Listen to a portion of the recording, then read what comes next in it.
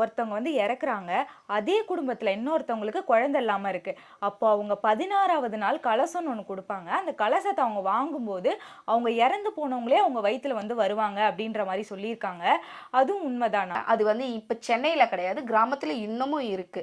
அதுக்கப்புறம் அவங்கள தூக்கும்போது பார்த்தீங்க அப்டின்னா, அவங்க தலைமாட்டாண்ட வச்சிருந்த தேங்கா இருக்கும். அந்த தேங்காவ பிள்ளை இல்லாதவங்களுக்கு வந்து சாப்பிட சொல்லி யாருக்கும் தெரியாம திருடி குடுப்பாங்க. அது இன்னுமே இருக்கு. கிராமத்துல இருக்கு. சென்னையில கிடையாது. சென்னையில என்ன ஒரு வழக்கம்ன்னு பார்த்தீங்கன்னா, கலச குடம் தூக்கிட்டு வருவாங்க. அப்ப அந்த கலச குடம் தூக்கிட்டு வரம்போது, யாருக்கு வந்து பிள்ளை இல்லையோ அதாவது ரத்த பந்தம் தான் இல்ல.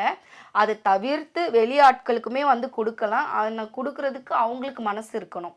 அதாவது அவங்க சொந்தத்தில சார்ந்தவங்களுக்கு வந்து மனசு இருக்கணும்.